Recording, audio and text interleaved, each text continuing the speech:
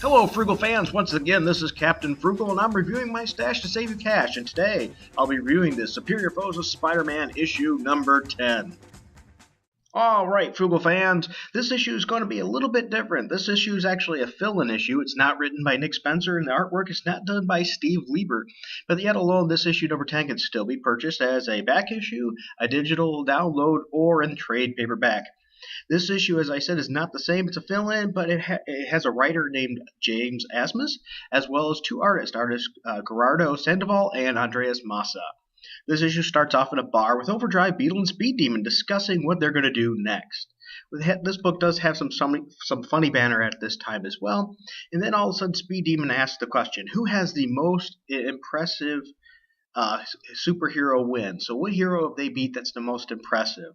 So the crew starts telling stories about that in their situations to see who has the most impressive win. So it first starts off with Overdrive, as he replies with a tale of how he defeated, which he finds out he really didn't defeat, he got away from Hercules. Next, the Beetle told a tale of how she defeated Daredevil, but the interesting thing with her is her win was not a physical hero versus villain fight. It was actually she won in the courtroom by getting him tricked to go away and leave and have to take out a villain, and allowed her to win the case. And then lastly, we end up with Speed Demon. Now, Speed Demon told several tales and significantly stretched the truth.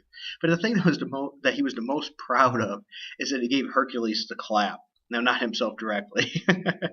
Yeah, he gets a lady to do it for him. But right after Speed Demon tells this story, Hercules walks into the bar. The villains are clearly scared. Speed Demon thinks he's going to die because he's going to, because this is Hercules. He's immensely powerful. Overdrive is so scared he pisses himself. And of course, the Beetle fears for the worst. And when they run off, you see the Beetle slips on Overdrive's urine. So that is a nice little funny ending. Now, with that said, if you notice, it didn't really progress the story any. So that's something we're going to consider. So let's look at the pros and cons of this book. First of all, it is a funny story, and the artwork is still good.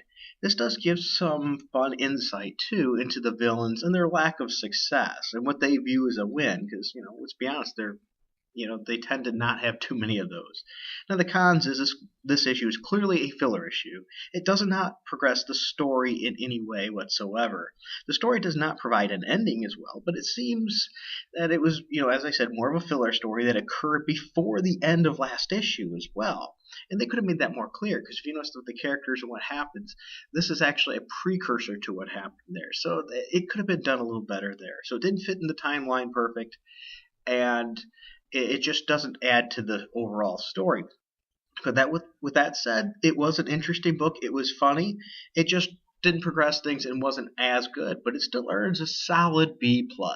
All right, Frugal fans, if you enjoyed that, please check us out for more reviews and podcasts and things at thehenchmanslounge.com. And if you would also you could follow me on Twitter at Captain Frugal.